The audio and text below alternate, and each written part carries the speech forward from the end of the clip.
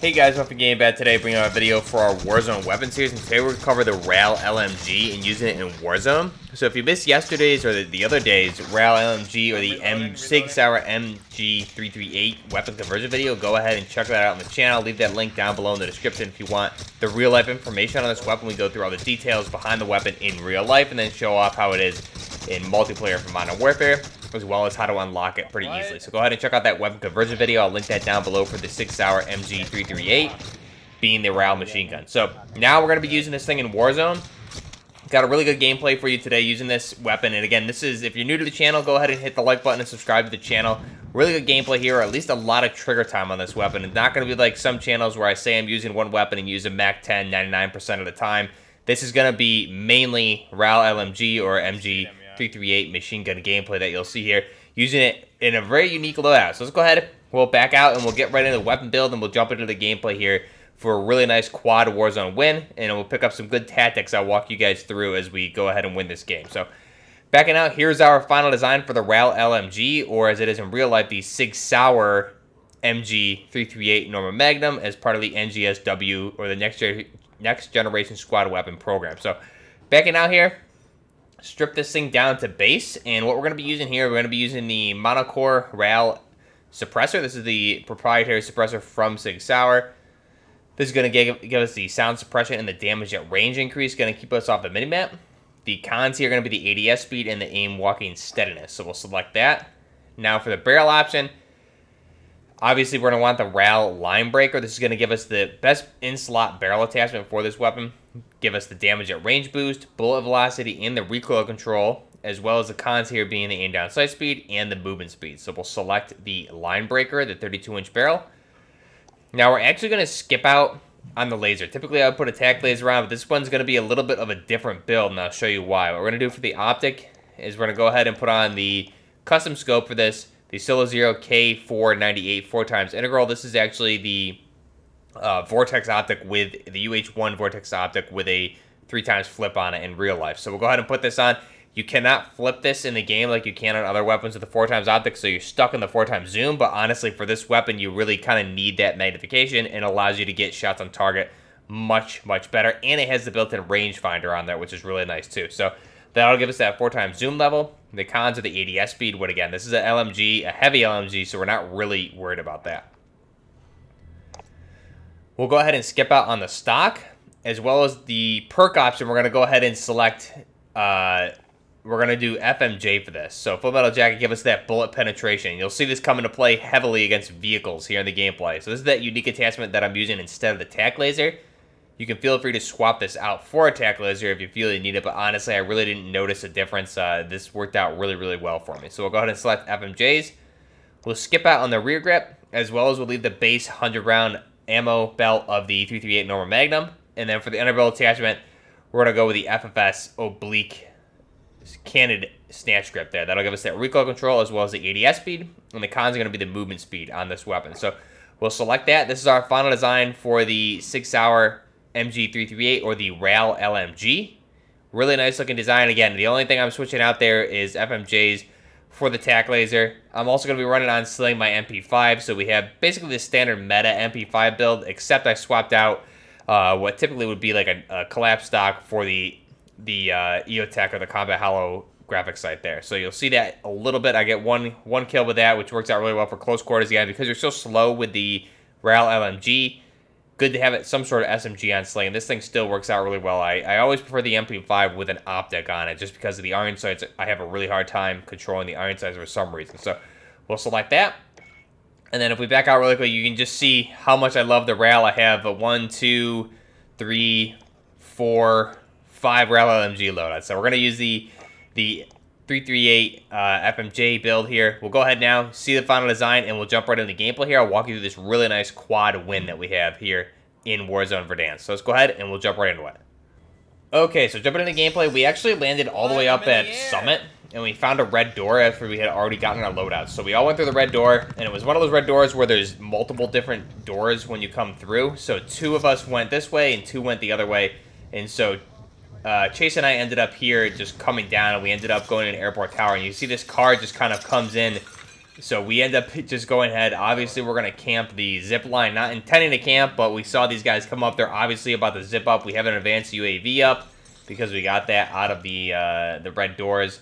So we're able to mark that. And again, this guy comes up and just gets destroyed. I'm not sure what happened to his teammate. His teammate just kind of disappeared. There was 2 of them, and then he was gone. But fast forward a little bit. Now we're engaging another team, which is actually my bounty, which is pushing in. So this, I skipped a little bit in the firefight. We've been in a firefight for a little bit here. I'm going to go ahead and reload the RAAL with that 338 Norma Magnum belt.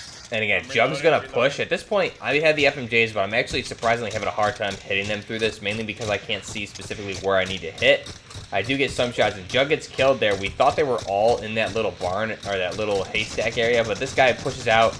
I'm able to take him out fairly easily. You can see just mounted there. It's basically a free kill. Fast forward slightly, I'm going to do a flank while our other 2 team members keep up the fire, keep these guys suppressed. I'm going to do a wide right flank, try and get behind them. So you can see I'm just going to post up here, make sure they didn't see me come out of airport tower or control tower. I'm going to just look, try to make sure they're both still there, get a count, make sure there's 2 or 3, make sure I know exactly what I'm going into here, and can identify my enemy and know that they don't see me. So fast forward again, I'm going to continue this flank. Now surprisingly, I'm the bounty, so they didn't see me on the minimap flanking over here, which is strange, but you can see just a perfect flank, and they had no idea I was even there. That guy tried to rush up and around, get away. They thought I was coming from tower or another side of the on the right side, but I was able to push them and get that beautiful flank there to get those last 2 kills. So we got 3 of that 4 team. Now fast forward a little bit, we took a car over here to school, and another team over here just bought back. You can see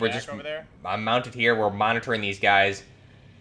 And here comes one dropping in. Gonna get a lot of shots. I'm able to get that easy break. And then just peppering these guys with shots. Break that guy. And then there's gonna be one more guy here that's gonna try and snipe us. And again, I'm just gonna keep constant fire on him. It's gonna be hard for him to get a shot on me and snipe me if I have constant fire on him like that. And again, able to get them out of there. They end up taking the car and go somewhere. We're trying to figure out where the car is going. Then we see it here on the minimap. We target it. We have 1 riot attack on the squad, and then I'm going to put shots on it with this LMG for the RAAL. And again, you can see we blow up the car. I get those 3 downs. So at this point, Jug and I are going to push. Besides me getting stuck in the doorway here, going to push out, and we're going to push up the hill here. And there's 1 more that's alive. I got 3 of those kills. 1 more guy's alive there, and Jug ended up killing him with a revolver. He sniped him with a revolver. I think Jug here was running riot shield until we got our ghost.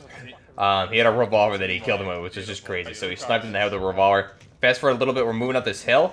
We have 2 SUVs coming up here, and again, luckily we have the riot tech in the squad. I get a lot of shots on this first SUV, and the riot tech being chased is able to blow that car up.